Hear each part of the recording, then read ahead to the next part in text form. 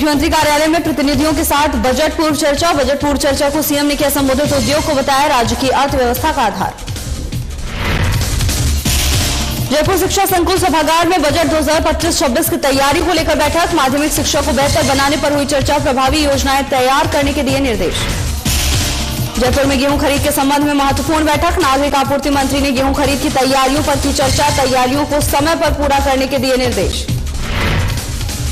जयपुर में अतिक्रमण के खिलाफ जेडीए की बड़ी कार्रवाई। अवैध कॉलोनियों को किया पूर्णतः ध्वस्त। 46 बीघा भूमि पर बने थे अवैध कॉलोनी। दौसा कलेक्ट्रेट सभागार में कलेक्टर ने की समीक्षा बैठक। अति आवश्यक सेवाओं के संबंध में की चर्चा। विकास कार्यों को समय पर पूरा करने के दिए निर्देश।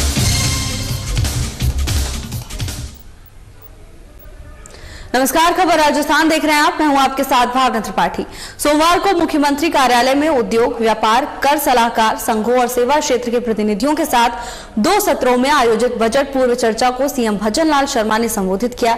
इस दौरान उन्होंने कहा कि औद्योगिक वृद्धि से अर्थव्यवस्था के मजबूत होने के साथ ही लोगों को रोजगार के अवसर भी मिलते हैं। उन्होंने कहा कि राज्य सरकार ने अपने कार्यकाल के पहले ही साल में राइजिंग राजस्थान समिट का आयोजन, आर्थिक क्षेत्र के लिए नवीन नीतियां लागू करना, बड़े निवेश समझौते करना जैसे निर्णय किए, जिससे राज्य में आर्थिक दिशा को एक नई गति मिली। तो वहीं सीएम शर्मा ने कहा कि राजस्थान बड़े अवसरों की भूमि बन रहा है। प्रदेश के निवेश अनुकूल नीतियों से एमएसएमई के पंजीकरण तेजी से बढ़ रहे हैं। पिछले 1 साल में करीब 5 लाख सूक्ष्म, लघु और मध्यम उद्यमों के पंजीकरण हुए और एमएसएमई इकाइयों के पंजीयन में राजस्थान का 4था स्थान है। उन्होंने कहा कि देश का सबसे बड़ा राज्य राजस्थान अब बड़े अवसरों की भूमि बन रहा है। सौर और पवन ऊर्जा प्रदान में भी प्रदेश अग्रणी राज्य बन गया है।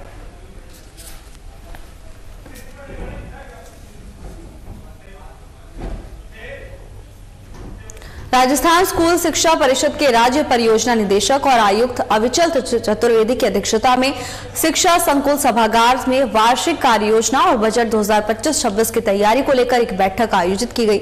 इसमें माध्यमिक शिक्षा को बेहतर बनाने के लिए प्रभावी योजनाएं तैयार करने के निर्देश दिए गए। साथ ही ईसीसीई, एफएलएन और व्यावसायिक शिक्षा को प्राथमिकता देने पर जोर दिया गया।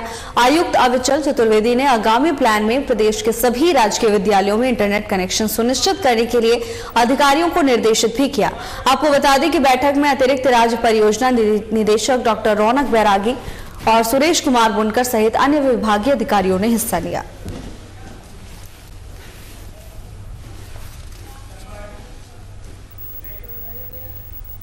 बीजेपी प्रदेश अध्यक्ष मदन राठौर ने विपक्ष के सवालों का जवाब देते हुए कहा कि बीजेपी सरकार जनता की अपेक्षाओं के अनुरूप कार्य कर रही है, फिर चाहे विपक्ष को क्या लग रहा है, ये उनकी सोच है। उन्होंने कहा कि सदन में विपक्ष की भूमिका जैसी होगी, सत्ता पक्ष भी उसी लहजे में उसका जवाब देगा। मदन राठौर ने कांग्रेस पर जमकर निशाना साधा और कहा कि डोटासरा बिना बॉल के फुटबॉल खेल रहे हैं, उनको पता ही नहीं है कि क्या बोल रहे हैं। उनको बाद में पता चलता है कि मैंने क्या बोल दिया। ऐसे में विपक्ष से आग्रह है कि वह विपक्षी नेताओं को बोलने से पहले अपने घर में झांक लेना चाहिए। दूसरों के घर में ताक झांक करना अच्छी आदत नहीं। मदन राठौर ने दिल्ली चुनावों को लेकर सचिन पायलट के बयान पर पलटवार किया और कहा कि पायलट को याद रखना चाहिए कि दिल्ली में पिछली बार कांग्रेस को कितनी सीटें मिली थी। पायलट को अपने नेतृत्व और लीडरशिप के ढुलमुल नीति को समझने का भी प्रयास करना चाहिए। बिना सोचे समझे बयानबाजी नहीं करनी चाहिए। इसके साथ ही बीजेपी प्रदेश अध्यक्ष मदन राठौर ने कांग्रेस पर जमकर निशाना साधा।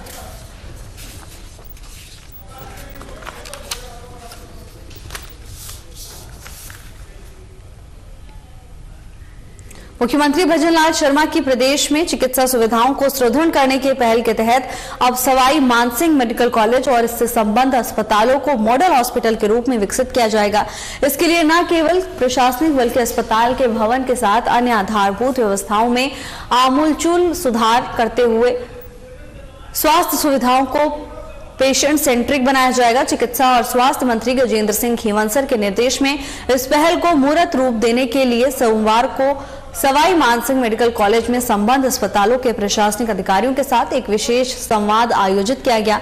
संवाद में चिकित्सा शिक्षा विभाग के सचिव अम्बरीश कुमार, आयुक्त इकबाल खान, संयुक्त सचिव गौरव बजाज सहित एसएमएस मेडिकल कॉलेज और संबद्ध अस्पतालों के प्रशासनिक अधिकारी उपस्थित रहे। संवाद में बताया गया कि एसएमएस अस्पताल को चरणबद्ध रूप से कार्य करते हुए एबीएच और जेसीआई स्टैंडर्ड के अनुसार विकसित किया जाएगा ताकि आम जन को गुणवत्तापूर्ण चिकित्सा सुविधाएं सुगमता के साथ मिले।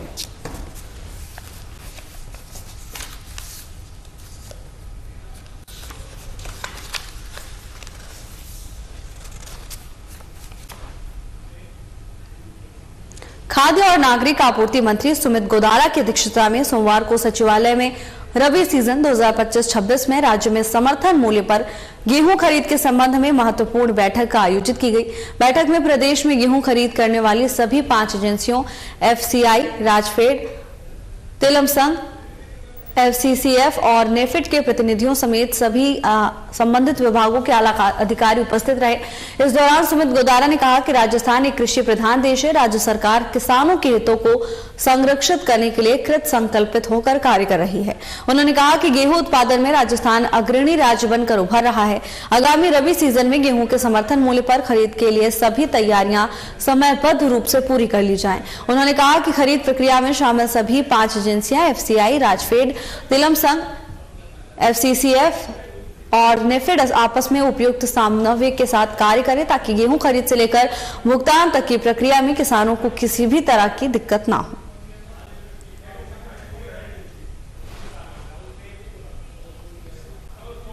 जयपुर विकास प्राधिकरण जोन 11 में निजी खातेदारी करीब 34 बीघा कृषि भूमि पर 3 नए अवैध कॉलोनियों को प्रारंभिक स्तर पर ही पूर्णतः ध्वस्त किया गया।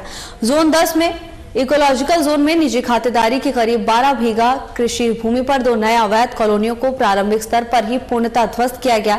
साथ ही जोन 10 में इकोलॉजिकल जोन ग्राम खोरी में जेडीए की बिना अनुमति और स्वीकृति की व्यावसायिक परियोजना के अंतर्गत निर्माणाधीन अवैध 6 दुकानें, टीन शेड नुमा निर्माण इत्यादि को पूर्णतः ध्वस्त किया गया। बता दें कि पुलिस महानिरीक्षक कैलाश चंद्र बिश्नोई ने बताया कि जोन 11 के क्षेत्राधिकार में अवस्थित ग्राम अजय राजपुरा में भी करीब 20 बीघा निजी खातेदारी कृषि भूमि पर अवैध निर्माण को ध्वस्त कर नए अवैध कॉलोनी बसाने के प्रयास को विफल किया गया।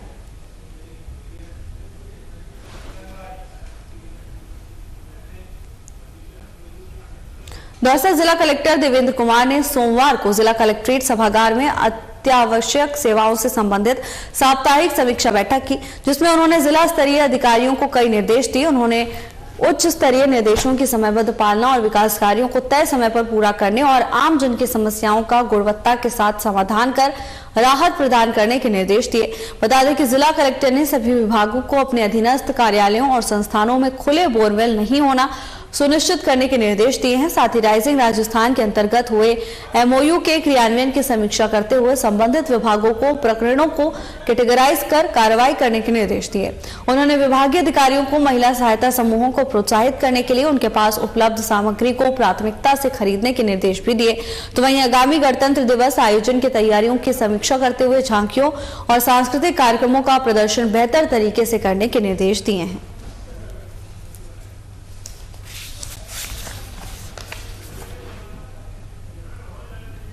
हांस लसर फायरिंग मामले में एजीटीएफ झुंझुनू ने बड़ी सफलता हासिल करते हुए ब्लैकिया गैंग के मुख्य सरगना लोकेश उर्फ लक्की गुजर समेत कई सदस्यों को गिरफ्तार किया है। डीआईजी शरद चौधरी ने बताया कि लोकेश उर्फ लक्की गुजर और सुनील खटारा को रंगपुरी महिपालपुर नई दिल्ली, हेमंत मान को विश्वकर्मा जयपुर और हिमांशु मान को अलवर से दस्तयाब किया गया। गठित टीमों के द्वारा राजस्थान और अन्य राज्यों के करीब 160 सीसीटीवी कैमरे चेक कर राज्य के विभिन्न जिलों के साथ रेवाड़ी, गुड़गांव, नारनौल, दिल्ली, उत्तर प्रदेश आदि जगह आरोपियों की तलाश की गई। इस दौरान टीम ने करीब 3500 किलोमीटर मुलाजिमों का पीछा किया, तब जाकर टीम को सफलता मिली।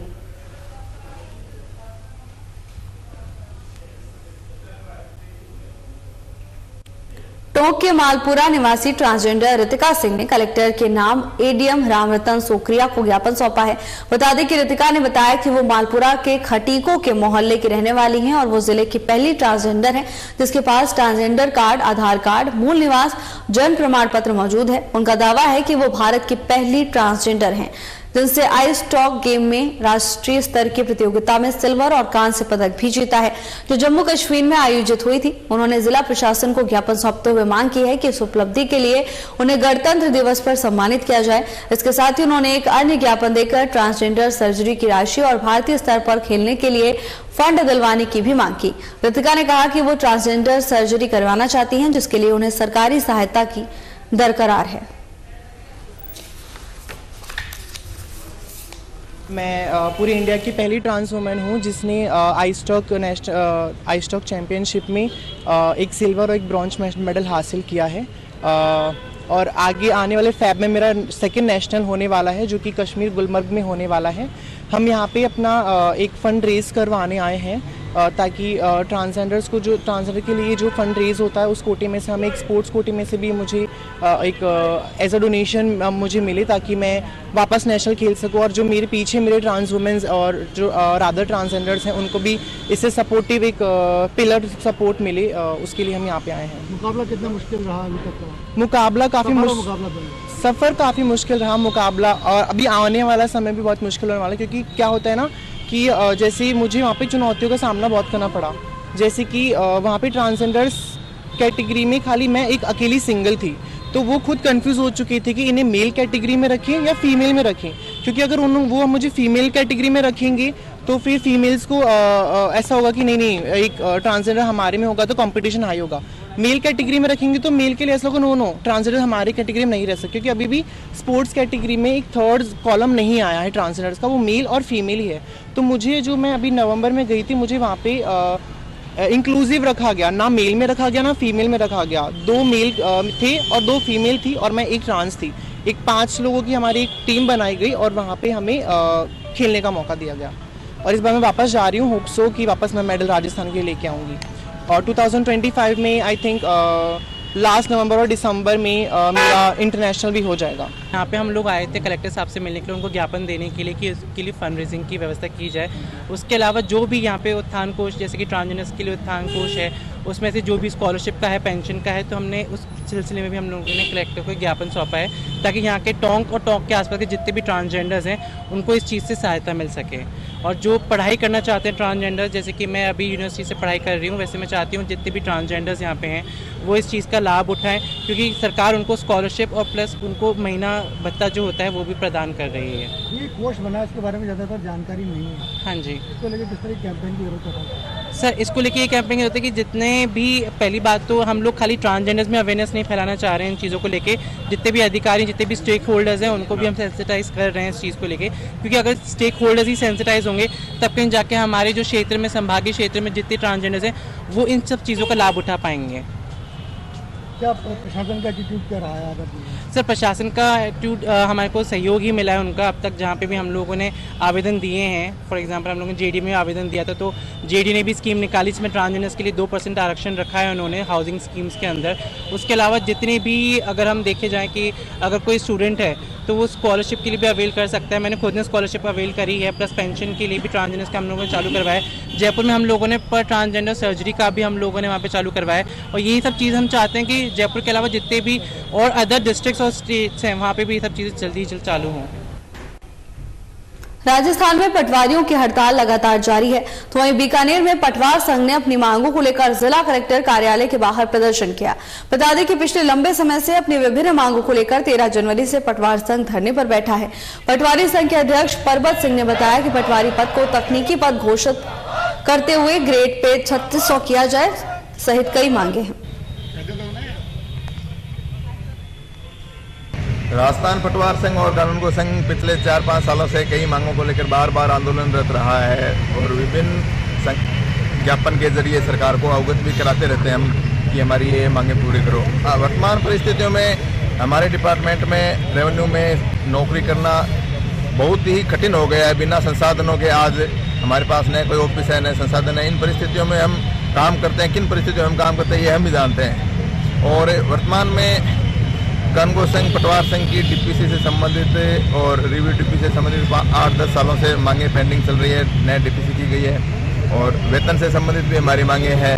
और वर्तमान समय में गिरदावरी एक महत्वपूर्ण मुद्दा है जो सरकार द्वारा हम पर थोपा गया है कि बिना संसाधन के खेतों में जाके ऑनलाइन करो।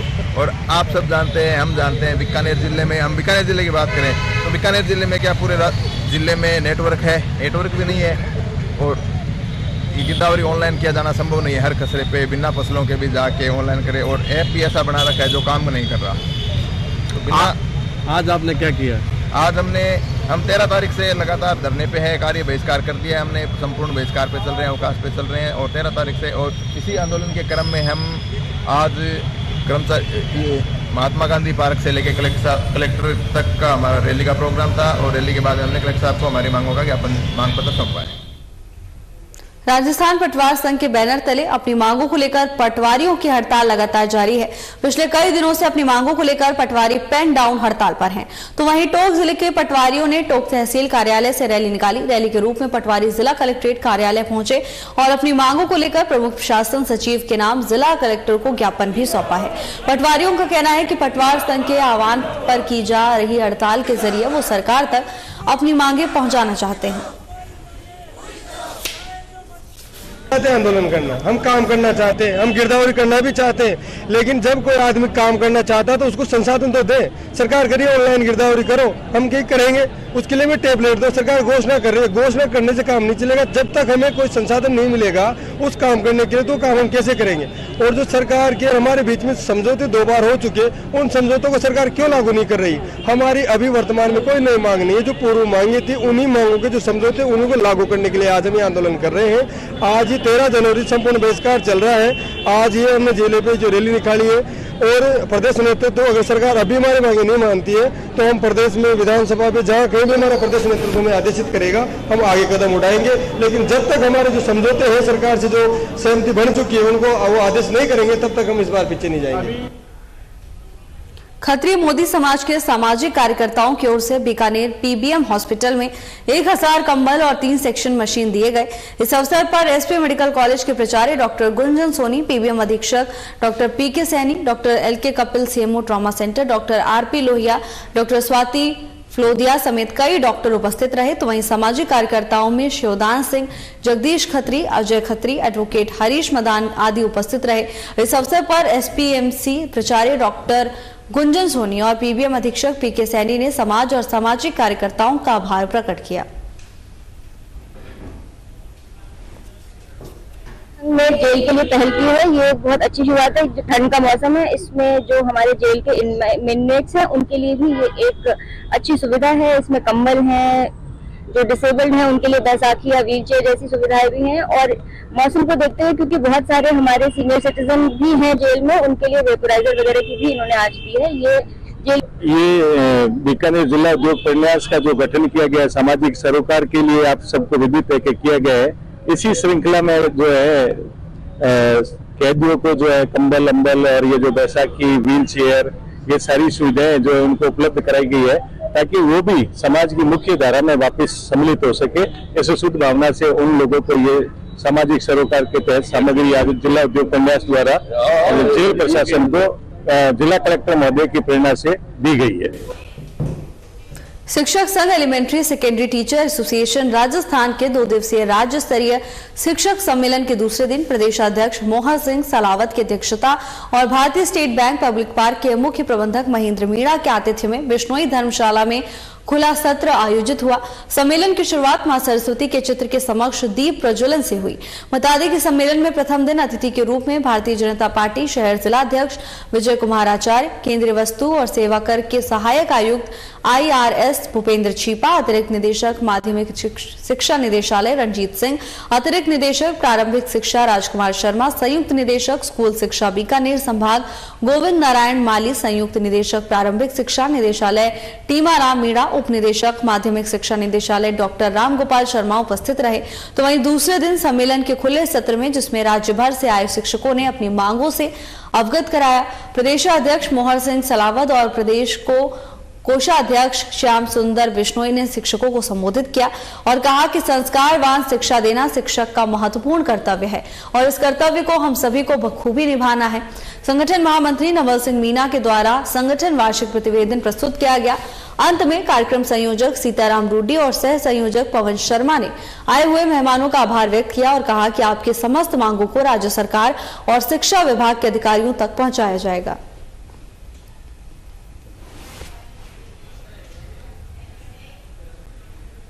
कांग्रेस नेता संदीप सैनी ने कहा कि समाज को उचित दिशा की तरफ ले जाने के लिए युवाओं को शिक्षा का महत्व समझकर अपने जीवन में आगे बढ़ने का लक्ष्य तय करना होगा। उदयपुर वाटी विधानसभा क्षेत्र के युवा कांग्रेस नेता संदीप सैनी रविवार को टोंक जिला मुख्यालय पर महात्मा ज्योतिबा फुले माली छात्रावास में सदर माली समाज के द्वारा आयोजित जिला स्तरीय प्रतिभा सम्मान समारोह कार्यक्रम में मुख्य अतिथि के रूप में समाज के लोगों को संबोधित कर रहे थे। कार्यक्रम के मुख्य अतिथि संदीप सैनी ने कहा कि समाज में 100% शिक्षा और संस्कार होना आवश्यक है। शिक्षा के क्षेत्र में यदि समाज को मेरी जहां भी जरूरत पड़ेगी समाज के लिए खड़ा रहूंगा। कार्यक्रम की अध्यक्षता करते हुए जिला माली समाज के संरक्षक शिक्षाविद कमलेश सिंगोदिया ने कहा कि किसी भी क्षेत्र में सफलता के लिए समाज में एकता और सही रणनीति आवश्यक है। समाज हमारा करवट ले रहा है, बदल रहा है और परिवर्तन की एक निशानी आपको बता दें कि इस बार हमने 10th और 12th में जो प्राइज डिस्ट्रीब्यूशन का जो रैंक रखा वो 90% और 85% रखा। यू विल वंडर कि उसके बावजूद भी लगभग 150 स्टूडेंट्स यानी 90 से ऊपर और 85 से ऊपर लगभग 150 स्टूडेंट्स हमारे यहाँ आज लिस्टेड हुए जिनको सम्मान ने इनाम देकर पुरस्कार देकर उनका सम्मान नहीं बढ़ाकर समाज का सम्मान बढ़ाने का काम किया। सदर माली सैनी समाज द्वारा आयोजित जिला स्तरीय प्रतिभा सम्मान समारोह में सैनी माली समाज के सभी 10वीं कक्षा के 12वीं कक्षा के उच्च शिक्षा में जो डॉक्टर इंजीनियर हैं उनका प्रतिभा सम्मान समारोह आयोजित किया गया था। इस कार्यक्रम में पूरे टोंक जिले से पधारे हुए सभी छात्र छात्राओं का अभिभावकों का सम्मान किया गया है। टोंक के सभी आयोजककर्ताओं को कमलेश जी सिंगोदिया जी के नेतृत्व में ये कार्यक्रम आयोजित हुआ है। इनको और इनकी पूरी टीम को मेरी तरफ से बहुत बहुत धन्यवाद। यहाँ टोंक जिला माली समाज का जो सदर टोंक की ओर से जो प्रतिभा सम्मान समारोह था, ये प्रतिभा सम्मान समारोह टोंक जिले में माली समाज की जो प्रतिभाएं हैं उनको एक बहुत अच्छा एक मोटिवेशन और एक अच्छा प्लेटफॉर्म देने के लिए एक अच्छा विजन है। और ये जो टोंक जिले का सैनी छात्रावास है यहाँ भी कई प्रतिभाएं रह करके अध्ययन कर रही है और इस कार्यक्रम को करने में जो बहुत महत्वपूर्ण भूमिका रही अखिलेश जी सैनी और उनकी टीम और आदरणीय पूर्व जिलाध्यक्ष भाई कमलेश जी सिंगोदिया और उनकी टीम ने मिलकर के इस कार्यक्रम को बहुत अच्छा और सुंदर, जिसमें 300 प्रतिभाएं यहाँ सम्मानित हुई है और नीट IIT के छात्र भी यहाँ सम्मानित हुए हैं। धीरे धीरे ऐसा लग रहा है कि हमारे ग्रामीण क्षेत्र की प्रतिभाएं भी शहर की तरह ही आगे बढ़ रही है। ये कैंपस जो है ये विद्या का केंद्र है और इसमें भी धीरे धीरे हमारे लाइब्रेरी और कंप्यूटर और कई सारी कोचिंग क्लासेस यहाँ पर चल रही है।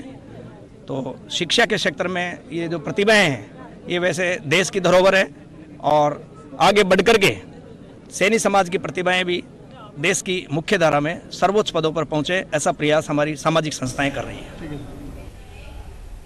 टोंक शहर के निजी मैरिज गार्डन में विप्र सेना की ओर से विद्वजन सम्मान समारोह का आयोजन किया गया। सरकारी सेवाओं में कार्यरत और सेवानिवृत्त विप्र बंधुओं विशिष्ट और बेहतर कार्यों को लेकर कार्यक्रम में लोगों को सम्मानित किया गया। बता दें कि कार्यक्रम में विप्र सेना प्रमुख सुनील तिवारी, पूर्व मुख्यमंत्री के विशेषाधिकारी रहे लोकेश शर्मा के साथ कई विप्रजन शामिल हुए। कार्यक्रम के बाद मीडिया से मुखातिब हुए विप्र सेना प्रमुख सुनील तिवारी ने कहा कि राजस्थान में पुजारियों पर होने वाले हमलों के ग्राफ में हालिया दिनों में कमी तो आई है, लेकिन इस तरह की घटनाओं पर पूरी तरह से अंकुश नहीं लग पाया है। साथ ही उन्होंने कहा कि EWS आरक्षण का कोटा बढ़ाने को लेकर भी मांग की जाएगी। पूर्व मुख्यमंत्री के विशेषाधिकारी रहे लोकेश शर्मा ने यह भी मीडिया से बातचीत के दौरान कहा कि इस तरह के कार्यक्रमों को किए जाने की बात कही। साथ ही फोन टेपिंग से जुड़े मामलों को लेकर भी अपनी बात रखी है। मैंने कहा ना, संवेदनशील मुख्यमंत्री है, वो बीजेपी कांग्रेस से हमारा का मतलब नहीं है या केवल ब्राह्मण है इसलिए भी मतलब नहीं है। हमने जब कोई दूसरी जाति का मुख्यमंत्री है तो उसकी भी तारीफ करी। ये संवेदनशील मुख्यमंत्री है, जरूर 100% मेरे को ये भरोसा है कि समाज की जो पीड़ा है उनकी नज़र में है। मैंने कहा कि इसमें समय लगता है, आज वो जो उनकी प्राथमिकता है उसमें लगे हुए हैं। यहाँ पर धीरे धीरे आज जैसे पहले कोई पंडित पुजारी के साथ घटना होती थी, रिपोर्टें दर्ज नहीं होती थी, अब रिपोर्टें दर्ज होनी चालू हुई, मामले बनने चालू हुए, तो धीरे धीरे इनका निपटान भी होगा।